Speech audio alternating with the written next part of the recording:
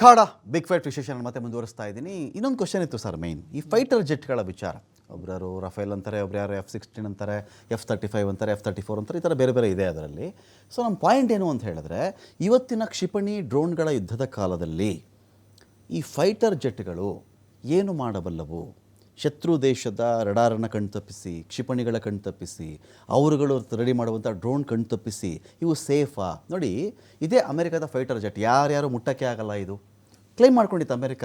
ಆ ಥರ ಕ್ಲೈಮ್ ಮಾಡಿದ 4 ಗಂಟೆ ಒಳಗಡೆ F-35ನ ಹೊಡೆದು ಹಾಕಿದ್ದು ಇದೇ ಇರಾನ್ನ ಡ್ರೋನ್ಗಳು. ಅದನ್ನಲ್ಲಿದ್ದಂಥ ಕೆಲವು ಮಹಿಳಾ ಎಂಜಿನಿಯರ್ಗಳು ರೆಡಿ ಮಾಡಿದ್ರು ಆ ಡ್ರೋನ್ನ ಅಂತ ಮಾಹಿತಿ.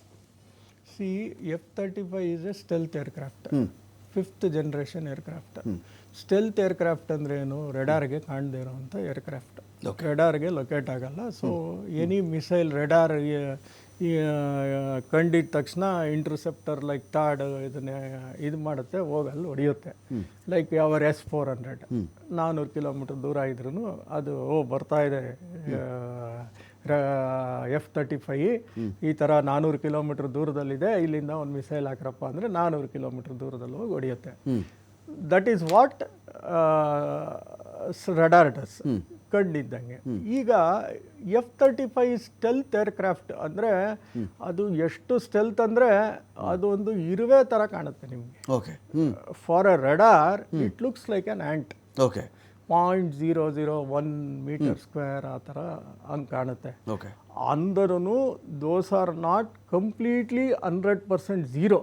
ಕಾಣೋದೇ ಇಲ್ಲ ಅನ್ನಂಗೇನಿಲ್ಲ, ಕಾಣುತ್ತೆ, ತುಂಬ ಸೂಕ್ಷ್ಮವಾಗಿ ಕಾಣುತ್ತೆ. ಓಕೆ, ಬಟ್ ಹತ್ತತ್ರ ಬಂದಾಗ these type of missiles and accuracy what they are using can still hit them. Okay, but chances are less, but it is not zero. Okay, stealth cannot be zero.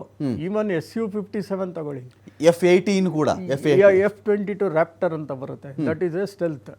F-22 raptor ಅವ್ರು ಎಲ್ಲಿ ಇಡೀ ವಿಶ್ವದಲ್ಲಿ ಯಾರಿಗೂ ಮಾರಲ್ಲ ಅವರು. F-22 they don't sell to anybody. F-35 is also the same thing. So but ಅದು ಯಾಕೆ ನೀವು 0-0 ಸ್ಟೆಲ್ತ್ ಮಾಡೋಕ್ಕಾಗಲ್ಲ ಅಂದರೆ, ಏನೋ ಒಂದು ಹೊರಗಡೆ ಈಗ ಬಾಂಬ್ ಏನೋ ಒಂದು ಫಿಕ್ಸ್ ಮಾಡಿರ್ತೀರ, ಏನೋ ಒಂದು something will come out of that or the shape, something will be visible to the radar. Okay, it can still detect that, but detection rate is very very less. ಈಗ ನೀವು ತೇಜಸ್ ಹೋದ್ರೆ ಭಾಳ ಬೇಗ ಸಿಕ್ಕಾಕೊಂಡ್ಬಿಡ್ತೀವಿ, ಆದರೆ F-35 ಹೋದ್ರೆ ತುಂಬ ಕಷ್ಟ ಸಿಗೋದು. ಅಂದರೆ ಚಾನ್ಸಸ್ ಆರ್ ಓನ್ಲಿ 2-3%.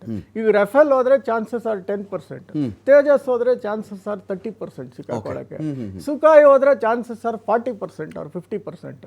ಆ stealth nature it is the game of less chances ಅಷ್ಟೇನೆ, less chances. It is not a game of zero chances. Zero ಅಂತ ಮಾಡಿರೋರು ಯಾರು ಮಾಡೇ ಇಲ್ಲ ಇನ್ನೂವರೆಗೂ ಸ್ಟೆಲ್ತ್ ಅಲ್ಲಿ. ಸೊ ದಟ್ ಈಸ್ ವೇರ್ ಎಲ್ಲೋ ಸಿಕ್ಕಾಕೊಂಡಿದೆ ಅದು, ರೆಡಾರ್ಗೆ ಸಿಕ್ಕಾಕೊಂಡೋಗಿ the missile which has got and hit that is also done, or it was a low flying where the drone could have hit that. Sir, ಹಾಗೆ ಓದ್ತಿರ್ಬೇಕಾದ್ರೆ ಇನ್ನೊಂದು ವಿಷಯ ಗೊತ್ತಾಯಿತು.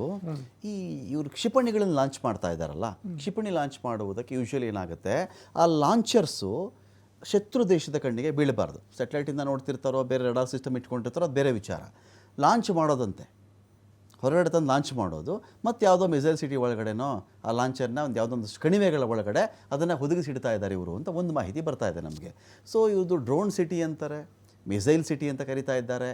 ಲಾಂಚರ್ಸ್ನ ಇವರು ಲಾಂಚ್ ಮಾಡಿದ್ಮೇಲೆ ಒಂದು ಕಡೆಯಿಂದ ಇನ್ನೊಂದು ಕಡೆಗೆ ಮೂವ್ ಮಾಡ್ತಾ ಇದ್ದಾರೆ, ಇಲ್ಲ ಅದನ್ನು ಮುಚ್ಚಿಡ್ತಾ ಇದ್ದಾರೆ ಅಂತ ಹೇಳಿ. ಇದು ಹೇಗೆ? ಹೌದು, ಲಾಂಚರ್ಸ್ ಯಾವಾಗಲೂ ಮೊಬೈಲಿಟಿ ಲಾಂಚರ್ಸೇ ಜಾಸ್ತಿ ಬರೋದು. ನಮ್ಮ ಹತ್ರ ಇರೋದು ಮೊಬೈಲ್ ಲಾಂಚರ್ಸೇ ತುಂಬಾ.